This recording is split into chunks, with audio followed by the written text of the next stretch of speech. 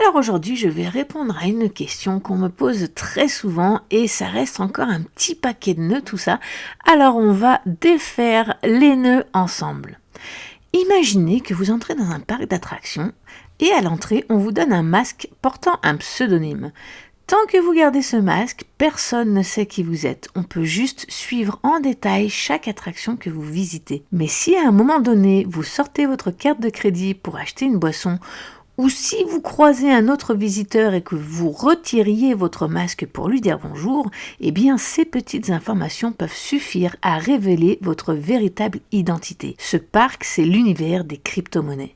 Et aujourd'hui, nous allons voir comment, malgré leur réputation d'anonymat, chaque transaction effectuée peut être retracée à partir du moment où un seul lien avec votre identité est établie. Dans cette vidéo, je vais vous expliquer en détail pourquoi toutes vos transactions en crypto-monnaie sont traçables, comment cette traçabilité fonctionne et quelles précautions vous devez absolument prendre pour limiter les risques. Nous parlerons également de l'unique véritable crypto-monnaie décentralisée qui est bien évidemment le Bitcoin et de ses limites ainsi que ses outils centralisés et décentralisés qui peuvent mettre en péril votre anonymat.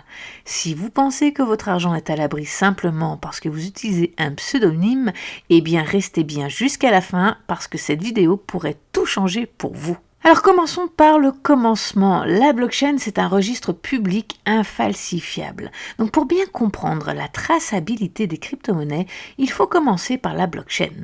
Imaginez une immense caméra de surveillance installée dans ce fameux parc d'attractions. Chaque mouvement, chaque transaction, chaque interaction est enregistrée dans un registre public accessible à tous. Contrairement à une caméra qui capture des visages, cette blockchain ne montre que des pseudonymes sous forme de suites de chiffres et de lettres représentant des adresses. À première vue, ces adresses ne révèlent rien plus sur leur propriétaire. Mais cette illusion d'anonymat s'effondre dès qu'un des pseudonymes est relié à une personne ou à une organisation. Prenez l'exemple d'un visiteur du parc qui achète une boisson avec sa carte de crédit. À cet instant précis, même s'il porte toujours son masque, la caméra enregistre non seulement la transaction, mais aussi l'identité attachée à la carte de crédit utilisée. Il est cuit. Maintenant, on sait que sous ce pseudonyme se cache telle personne. Sur la blockchain, cela se traduit par un lien indélébile entre votre pseudonyme et l'adresse publique utilisée dans la transaction. Bien que votre véritable identité ne soit pas inscrite dans la blockchain, elle est enregistrée sur les plateformes comme les exchanges par exemple, où vous avez effectué un achat. Et ces dernières peuvent fournir ces informations aux autorités fiscales ou autres organismes en cas de demande. Ce simple point de connexion peut permettre à quiconque, que ce soit une plateforme, des gouvernements, des petits curieux, de remonter tout l'historique de vos transactions, puisque tout est lié, on peut remonter, c'est comme une pelote de laine, on peut remonter d'une transaction à une autre, etc., jusqu'au point originel. Sur la blockchain, chaque transaction est enregistrée de manière permanente et publique, comme si un système de vidéosurveillance filmait tous vos déplacements dans un parc d'attractions en temps réel. Si quelqu'un découvre que le visiteur portant le masque numéro 1, 2, 3, 4, 5 a acheté une boisson, il peut alors suivre tous ses mouvements précédents et futurs dans le parc. Quelle transaction il a visité, quel stand il a fréquenté et même avec qui il a changé des objets. De la même manière, sur la blockchain, dès qu'une transaction est reliée à un pseudonyme, il devient possible de remonter donc tout son historique comme je vous l'ai expliqué. On peut voir d'où viennent les fonds, où ils sont passés ensuite et même comment ils ont interagi avec d'autres pseudonymes. Chaque étape est inscrite de façon immuable dans le registre, rendant toute tentative de cacher ou d'effacer ces mouvements impossible. Ainsi, si une plateforme ou une autorité relie ce pseudonyme à votre identité réelle, tout votre parcours devient accessible. Chaque achat, chaque transfert, chaque interaction avec d'autres adresses peuvent être retracés avec précision, comme une relecture complète des images de vidéosurveillance. Alors il faut bien comprendre une chose, c'est que même si vous achetez vos crypto-monnaies sur un échange décentralisé, donc sans fournir vos informations personnelles, vous perdrez immédiatement cet anonymat si vous décidez ensuite de revendre vos actifs sur une plateforme centralisée comme Binance ou Coinbase, puisque ces plateformes exigent généralement un KYC, Know Your Customer, c'est-à-dire que vous devez fournir des documents d'identité pour vous inscrire. Donc c'est un peu comme si après avoir gardé votre masque tout au long de votre visite du parc, vous passiez par une sortie où un agent de sécurité vous demande une pièce d'identité pour pouvoir sortir du parc. Donc maintenant qu'on sait qui vous êtes, eh bien on peut regarder la vidéo et noter chaque attraction que vous avez fait.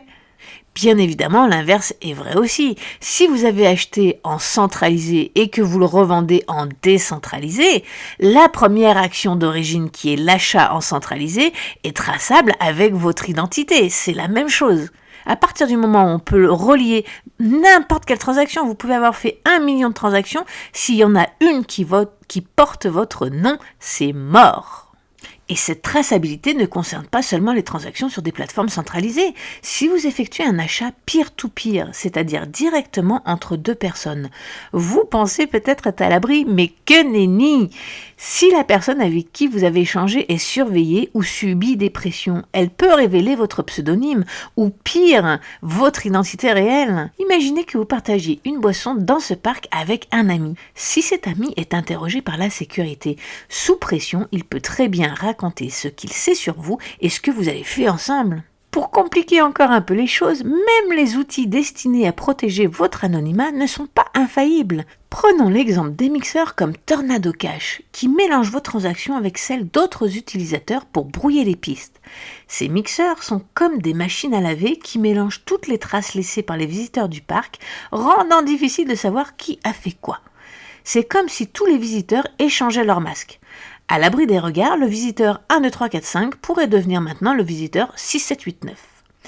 Il pensait faire cet échange à l'abri de tous, mais qui vous dit qu'il n'y avait pas une caméra cachée et qu'il ne s'est pas fait prendre ?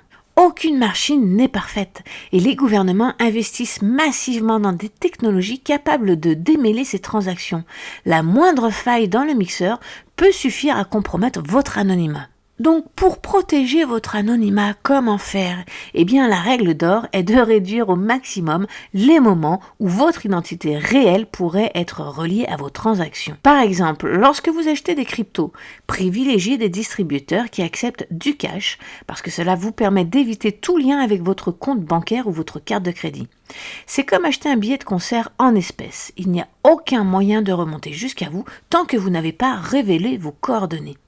Et quand je parle de réduire les points de contact avec votre identité, je parle vraiment de tout, y compris des détails auxquels vous ne pensez probablement pas. Ce n'est pas seulement votre pièce d'identité officielle qui peut révéler qui vous êtes. Votre identité peut aussi être compromise par votre compte bancaire utilisé pour un virement, votre carte de crédit comme on l'a vu lors d'un achat en ligne, ou même une adresse email qui est rattachée à votre nom ou à d'autres services.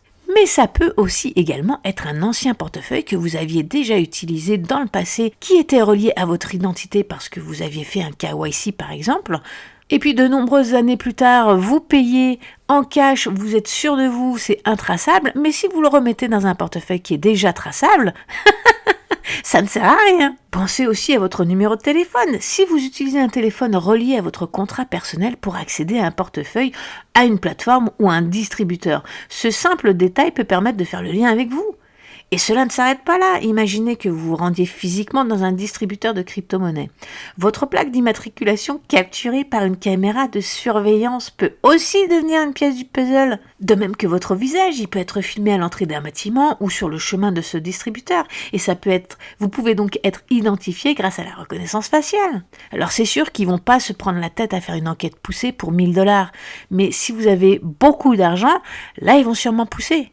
De plus, un petit détail important, imaginez, vous vous dites, bah ouais, mais là j'ai que 10 000 $ d'investis, c'est pas la mort, ils vont quand même pas payer quelqu'un pour aller étudier des vidéos, des caméras, des vidéos de surveillance. Ouais, d'accord, mais imaginons, et je vous le souhaite, que dans 5 ans ou dans 10 ans, vous soyez millionnaire, que vous utilisez le même portefeuille que vous avez utilisé aujourd'hui, et que là maintenant, c'est plus 10 000 $ que vous cachez ou que vous voulez être anonyme, en tout cas par rapport à ça, c'est des millions de dollars. Là, ils vont peut-être se prendre la tête. Puis là, ils vont pouvoir remonter jusqu'à l'origine. Vous comprenez ? Prenons un exemple concret.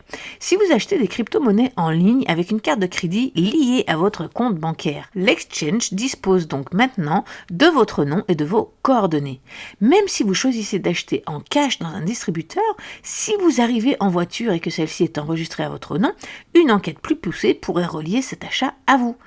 Ajoutez à cela votre passage devant les caméras de vidéosurveillance en ville ou dans les transports en commun, et vous comprenez que chaque détail peut être utilisé pour tisser un lien vers votre identité réelle. On est dans un monde de surveillance en permanence. En résumé, réduire les points de contact avec votre identité signifie repenser chaque étape, chaque outil et chaque détail, même ceux qui paraissent insignifiants.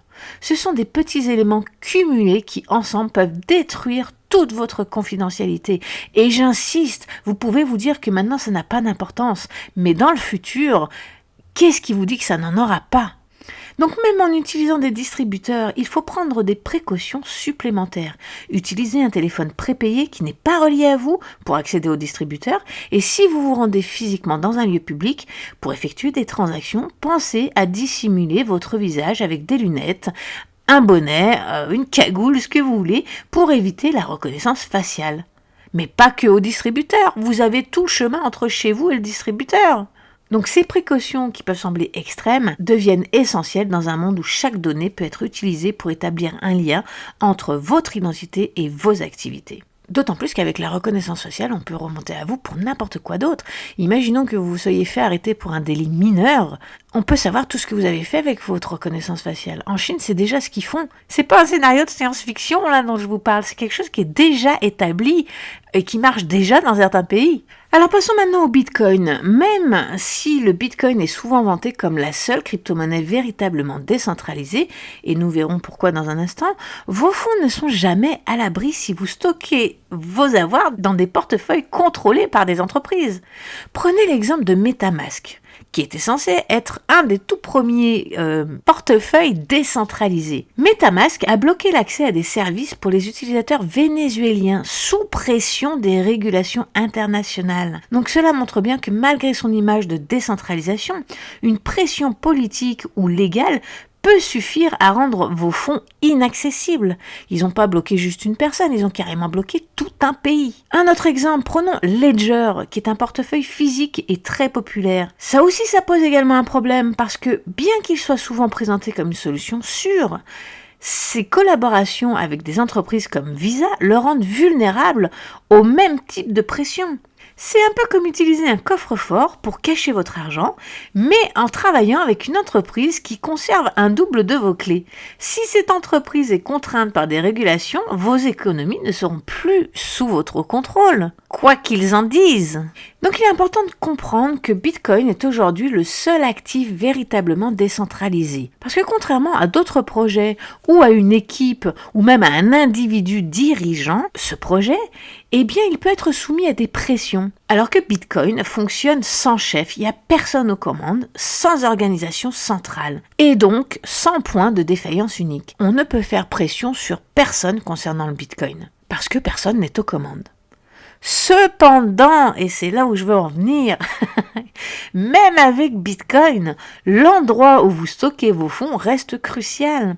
Si vous les gardez sur une plateforme centralisée, vous perdez immédiatement les avantages de cette décentralisation. Donc pour rester réellement maître de vos fonds, privilégiez plutôt des portefeuilles non custodiales.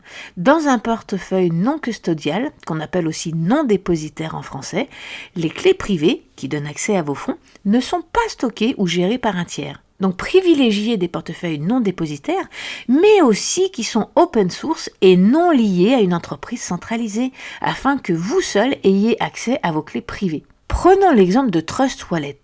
Bien qu'il soit techniquement un portefeuille non dépositaire, il a été acquis par Binance en 2018, me semble-t-il, et cette acquisition introduit une dépendance à une grande entreprise centralisée, ce qui peut effectivement poser des questions sur la véritable décentralisation et la neutralité de ce portefeuille. Par exemple, même si vos clés privées restent théoriquement sous votre contrôle, la gouvernance et le développement de l'application sont liés à Binance, une entité soumise aux régulations et aux pressions des autorités. Donc les portefeuilles comme Trust Wallet ou même Exodus ne garantissent pas toujours une indépendance totale, car dans le futur, ils peuvent être contraints de respecter des régulations en cas de pression gouvernementale ou bien d'imposer des restrictions géographiques ou de fonctionnalités comme on l'a vu avec MetaMask et le Venezuela. Alors voici quelques pistes pour vos recherches. Par exemple, il y a le portefeuille Electrum. Ce portefeuille Bitcoin open source est maintenu par une communauté de développeurs bénévoles. Bien qu'il n'y ait pas de structure centralisée, le projet dépend de ses contributeurs principaux pour les mises à jour et la maintenance. Théoriquement, une pression pourrait être exercée sur ces individus, mais la nature open source du projet permet à la communauté de créer des forks ou des versions alternatives si nécessaire. Un autre exemple, celui de Sparrow Wallet. Il est également open source et axé sur Bitcoin. Sparrow Wallet est développé par une équipe dédiée, donc bien que le code soit accessible au public, la direction du projet est quand même influencée par des développeurs principaux. Cependant, comme pour Electrum, la communauté a la possibilité de forker le projet en cas de besoin. Vous avez aussi Blue Wallet, ce portefeuille Bitcoin met l'accent sur la convivialité et offre des fonctionnalités avancées. Il est développé par une équipe spécifique, ce qui signifie qu'une certaine centralisation existe. Néanmoins, étant open source, le code peut aussi être forké par la communauté si des préoccupations surviennent. En revanche, les portefeuilles comme Exodus, Jaxx Liberty, Coinomi ou même Atomic Wallet sont des portefeuilles de crypto-monnaies développés par des entreprises privées, ce qui implique une certaine centralisation dans leur gestion et leur développement. De plus, contrairement aux portefeuilles open source, leur code n'est pas entièrement accessible au public. Donc cette opacité peut limiter la capacité de la communauté à auditer le code pour des vulnérabilités ou à créer des versions alternatives, donc c'est ce qu'on appelle des forks, en cas de désaccord avec la direction prise par l'entreprise. Ça ne veut pas dire que ces portefeuilles ne sont pas bons, c'est pas du tout ça que j'ai dit. Je dis juste que si vous êtes vraiment préoccupé par votre anonymat, ce n'est pas forcément les meilleurs portefeuilles pour ça. Alors en résumé, chaque transaction que vous effectuez en crypto-monnaie est visible sur la blockchain et tant que votre pseudonyme n'est pas relié à votre identité, vous restez protégé. Mais dès qu'un lien est établi, aussi minime qu'il soit, tout votre historique peut être retracé et votre anonymat disparaît.